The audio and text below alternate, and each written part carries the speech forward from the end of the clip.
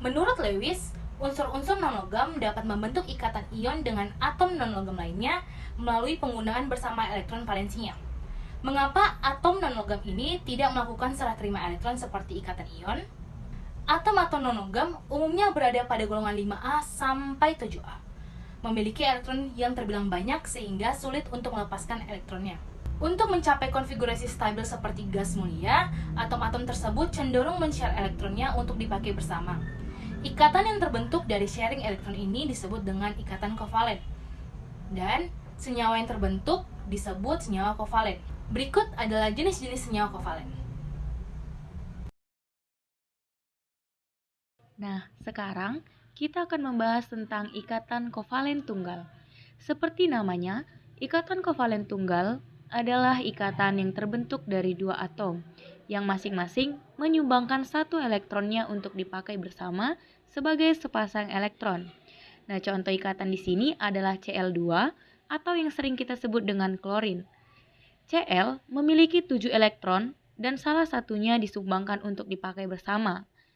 Nah, sepasang elektron yang di-share dilambangkan dengan satu garis seperti yang dapat kita lihat pada video. Contoh lain dari ikatan rangkap tunggal adalah H2 atau hidrogen, di mana H memiliki satu elektron dan satu elektron dari masing-masing H disumbangkan untuk dipakai bersama sehingga mencapai kestabilan duplet. Selanjutnya adalah ikatan kovalen rangkap 2. Ikatan kovalen rangkap 2 terjadi jika jumlah elektron yang disumbangkan masing-masing atom yang saling berikatan berjumlah 2. Contoh O2 atau oksigen, di mana satu atom O memiliki konfigurasi elektron 6. Nah, untuk mencapai konfigurasi gas mulia, yaitu neon, atom O ini membutuhkan 2 elektron lagi. Nah, untuk memecahkan masalah ini, masing-masing atom oksigen menyumbangkan 2 elektronnya sehingga terjadi ikatan rangkap 2.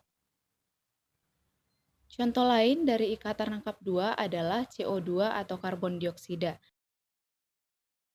Baik teman-teman, sekarang kita masuk ke ikatan kovalen rangkap 3.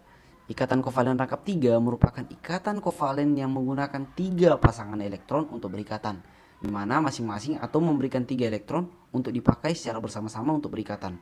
Nah, seperti contoh yang dapat teman-teman lihat di dalam layar, ada senyawa N2 yang mana atom N memiliki valensi 5. Maka untuk mencapai kestabilan oktet diperlukan 3 elektron lagi kan teman-teman. Maka atom N harus berikatan dengan atom N yang lain untuk memperoleh 3 elektron untuk dipakai secara bersama-sama untuk mencapai kestabilan oktet. Nah, contoh lain dari ikatan kovalen rangkap 3 adalah C2H2. Berdasarkan perbedaan keelektronegatifannya atom-atom yang berikatan, ikatan kovalen dibagi menjadi dua, yaitu ikatan kovalen polar dan ikatan kovalen nonpolar. Molekul diatom seperti F2, H2, O2, N2 memiliki gaya tarik-menarik dua atom yang sama besar, karena keduanya memiliki nilai keelektronegatifan yang sama, seperti F yang memiliki nilai keelektronegatifan 3,98. Contoh lain yaitu H yang memiliki nilai keelektronegatifan 2,20. Selisih keelektronegatifan dari H2 adalah 0. Oleh sebab itu, molekul diatomik H2 merupakan ikatan kovalen nonpolar. Contoh lain dari senyawa nonpolar dapat kita lihat pada video. Apa yang akan terjadi ketika dua molekul yang memiliki dua keelektronegatifan yang berbeda? Seperti pada HCl atau asam klorida. Cl memiliki daya tarik terhadap elektron yang lebih besar daripada H. Akibatnya, pasangan elektron ini akan lebih dekat pada atom klorin.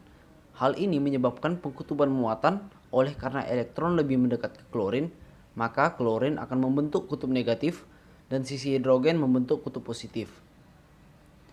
Molekul HCl itu sendiri bersifat netral, maka besarnya muatan negatif di klorin harus sama dengan muatan positif yang ada di hidrogen.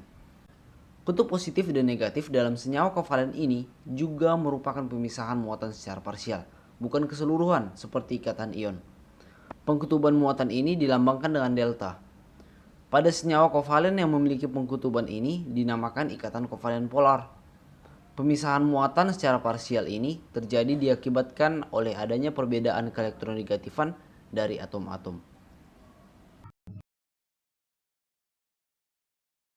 Dalam ikatan kovalen, kedua atom yang berikatan sama-sama menyumbangkan elektronnya. Mungkinkah ikatan kovalen terjadi jika hanya satu atom yang menyumbangkan elektronnya? Berdasarkan dari senyawa yang ditemukan, ternyata ada senyawa kovalen yang elektronnya hanya berasal dari satu atom. Ikatan kovalen yang seperti ini dinamakan dengan ikatan kovalen koordinasi. Contoh ikatan ini adalah ion amonium NH4. Ion ini terbentuk dari ikatan amoniak NH3 dan ion hidrogen H+.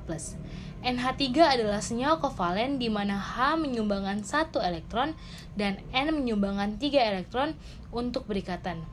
Setelah itu, ada ion H+ yang tidak memiliki elektron. Maka sisa 2 elektron dari nitrogen yang belum digunakan membentuk ikatan kovalen koordinasi dengan H+. Jika ikatan kovalen dinyatakan dengan bentuk garis, ikatan kovalen koordinasi dinyatakan dengan anak panah. Anak panah ini ujungnya dari atom yang menyumbang elektron menuju atom yang menerima elektron tersebut.